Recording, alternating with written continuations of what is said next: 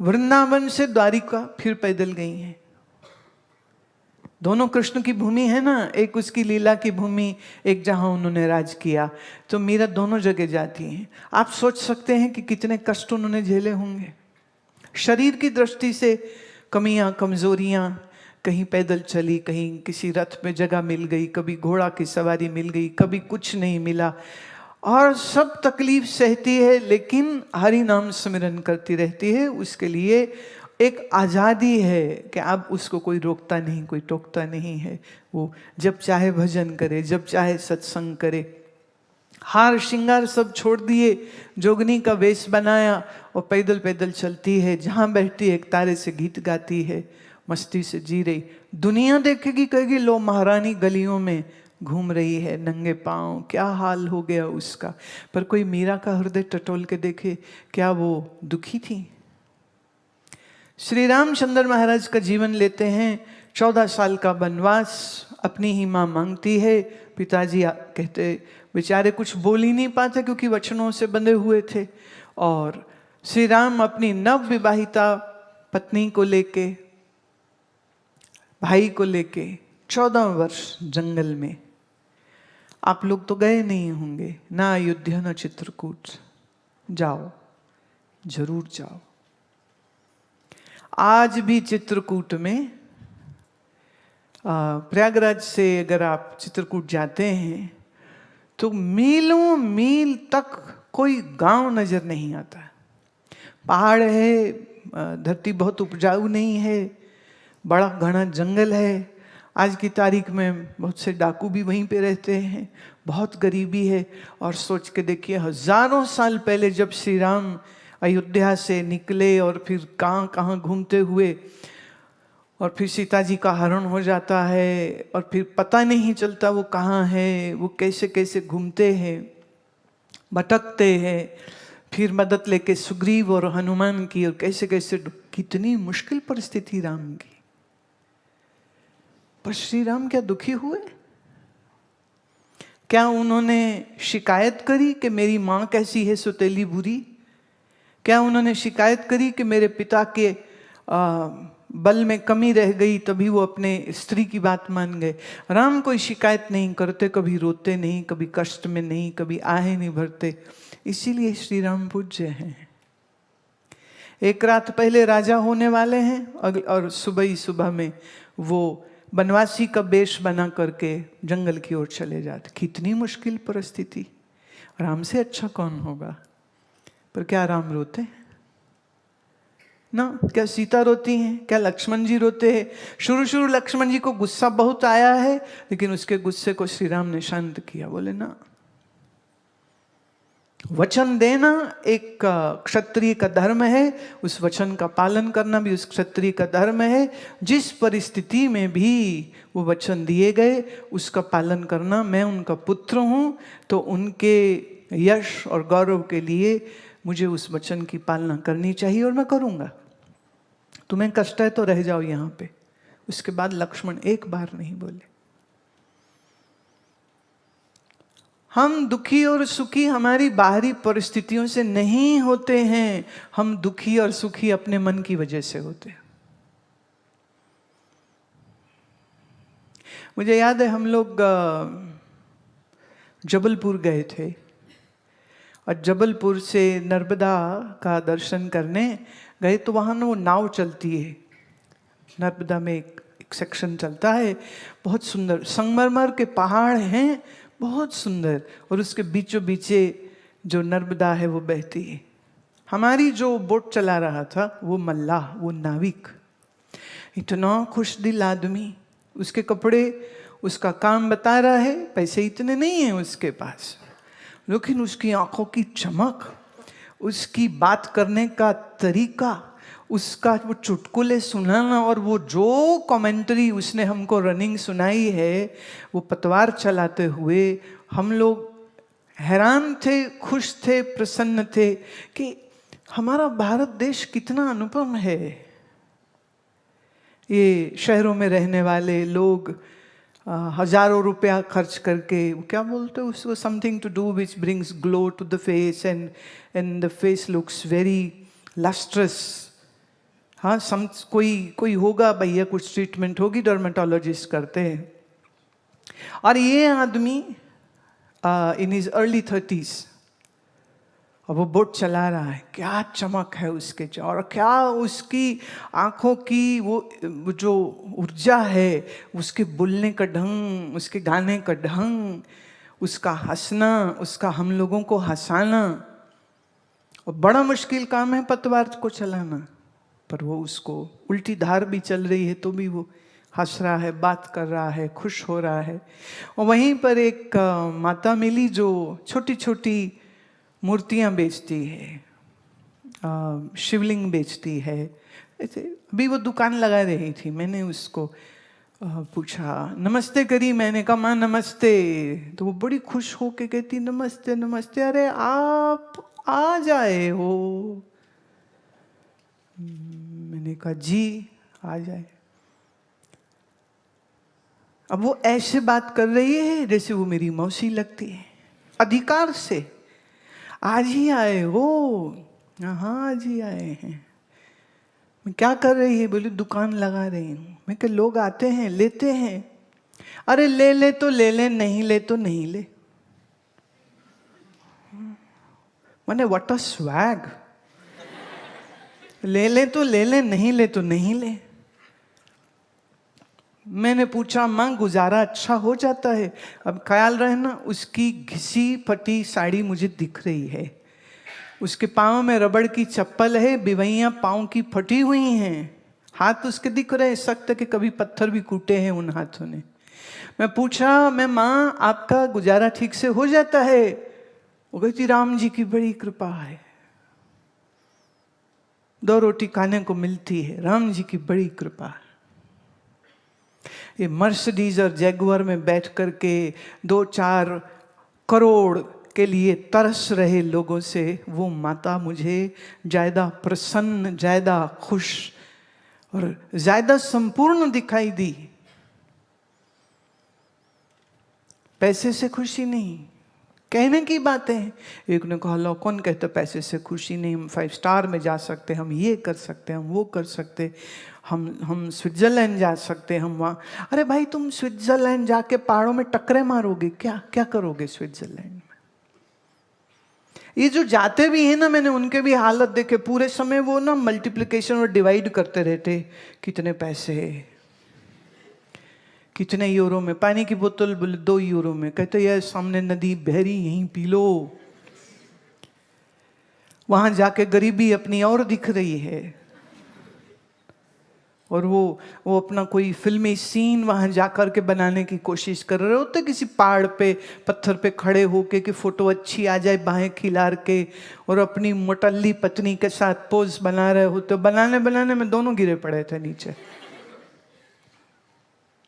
खुश फिर भी नहीं, क्योंकि हिसाब लगा रहे हैं। 5 दिन का टूर है, 1 दिन आना 1 दिन जाना, कुल 7 दिन का इनका ट्रिप था। तो इतना पैसा खर्च करके भी चेहरे पर तो खुशी नहीं।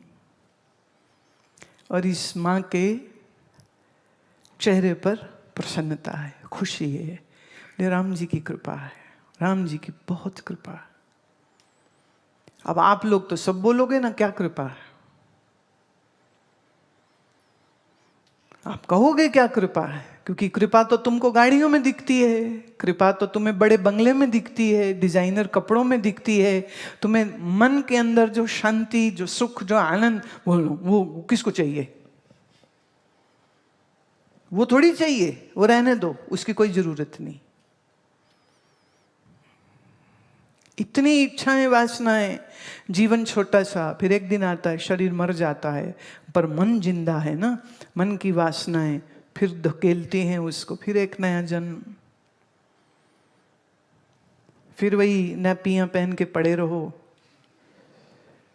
सुसु पट्टी उसी में करते रहो।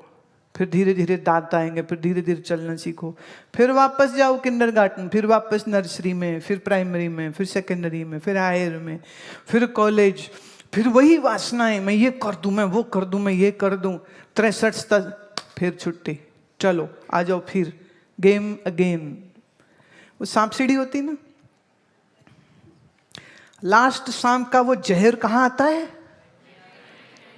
99 पे कितनी मेहनत करके किससे किससे बचते बचते बचते बीच में कुछ कुछ सीढ़ियां मिल जाती हैं, फट गए ऊपर, पर 99 पे आके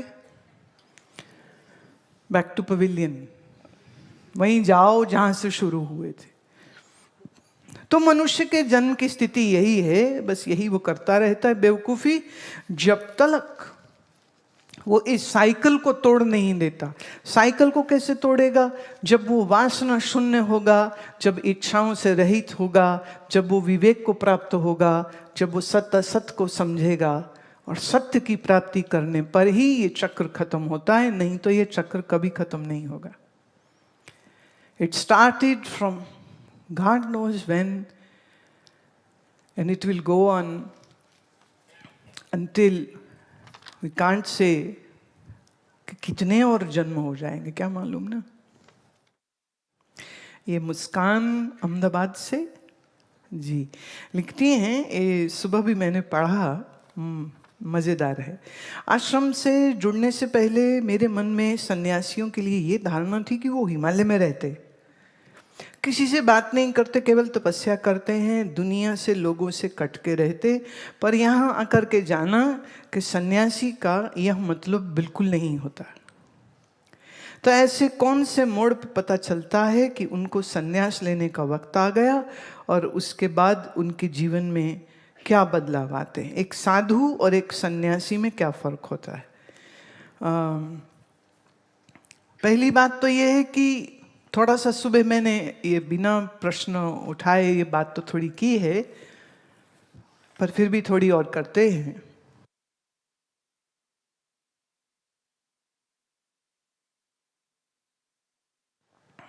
गुरु प्रेम में साधना करते हुए जो जिए उसे कहते साधु, और साधना की एक ऊंचाई पर जो पहुंच जाए उसको हम कहते हैं सन्यासी। आत्मज्ञान हो गया, परमात्मा क्या है ये ज्ञान हो गया, मन उसका उसके काबू में है, शरीर उसका नियंत्रित है, अनुशासन से वो जीता है, मन में संसार की इच्छा कामना तीनों नहीं। तीन चीजें क्या है? अब उसको सम्मान नहीं चाहिए, पैसा नहीं चाहिए, और मेरे चेले बन जाएं ऐसी भी उसको इच्छा नहीं। और तीनों चीजें ये बहुत जबरदस्त हमारी पेड़ियां होती हैं। सब मरे जाते हैं हम मशहूर हो जाएं, सब मरे जाते हैं हमारे पास बहुत पैसा हो, सब मरे जाते हैं कि दुनिया हमें जाने। दुनिया हमें जाने इसलिए वो धर्मशाला बनवाते, ऊपर बड़ा बड़ा अपना नाम लिखवाते, स्कूल बनवाते उसके ऊपर अपना नाम लिखवाते, प्याऊ लगाते उस पर भी अपना नाम लिखवाते। भाई ये क्यों करते हो? बोले इसलिए कि दुनिया को पता तो चले हमने लगवाया प्याऊ, हमने बनवाया अस्पताल, हमने बनवाया मंदिर। तो अपने नाम और यश के लिए वो सब कुछ करते हैं, वो भगवान के लिए नहीं करते हैं, वो अपने अभिमान के लिए सब कुछ करते हैं। पर जिसने ये तीनों चीजें छूट गई हैं, छोड़ दी हैं, और सिर्फ उसके हृदय में एक गुरु का प्यार है, और ध्यान में इतनी मस्ती आती है, उसको ध्यान में इतनी मस्ती आती है कि अब आंखें खोल के कुछ और करने की उसकी इच्छा नहीं रह जाती। सबके लिए यह आवश्यक नहीं है कि सब सन्यासी बने, सबकी प्रारब्ध में भी नहीं होगा कि सब सन्यासी बने। आप ज्ञान प्राप्त अगर ठीक से कर लेते हैं, आप अगर ध्यान ठीक से करते हैं, तो विवाह करके भी एक आप साधु जैसा जीवन जी सकते हैं। ऐसा कोई जरूरी नहीं है कि घर बार छोड़ के खाली आश्रम बैठेगा तो वही साधना करता है। ये बिल्कुल गलत बात है। सत्य क्या है? सच तो ये है, जिसने समझा आनंद परमात्मा में है, ऐसा आदमी जब शादी करेगा तो स्त्री से या कल बच्चों से या कल पैसे से सुख नहीं चाहेगा, बल्कि वो अपना सुख अपने भीतर से प्राप्त करेगा और दूसरों को मिले हुए सुख का प्रसाद बांटता फिरेगा। ऐसा सद्ग्रस्त किसी संत से कम नहीं होता।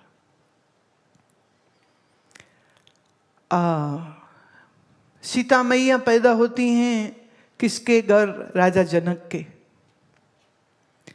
जनक कौन है? परम ज्ञानी हैं, ज्ञानी हैं, मुक्त हैं, एक ब्रह्मनिष्ठ हैं, पर राजा हैं।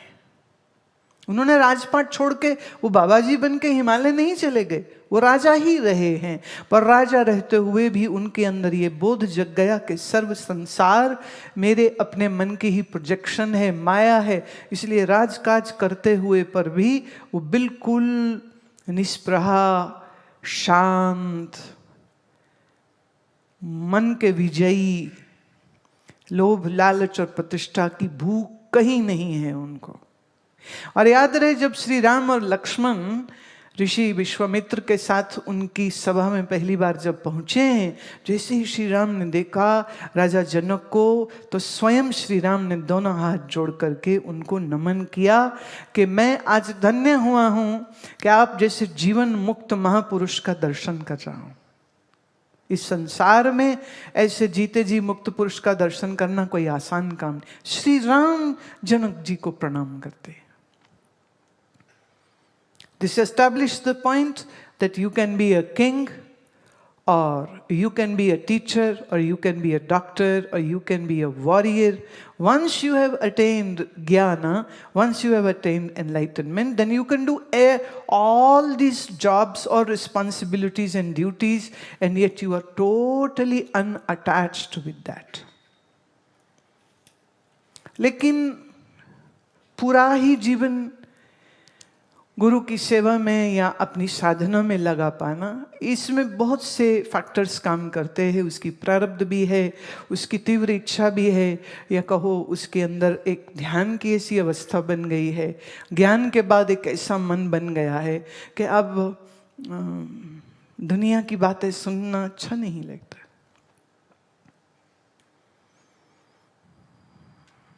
अब सोचो, ध्यान करते हुए में आपका मन शांत हो गया, एक हाइट पे आप पहुंच गए, एक ऐसी अवस्था आपकी बन गई, परम आनंद है, परम आनंद के जैसे बादल बरस रहे हैं।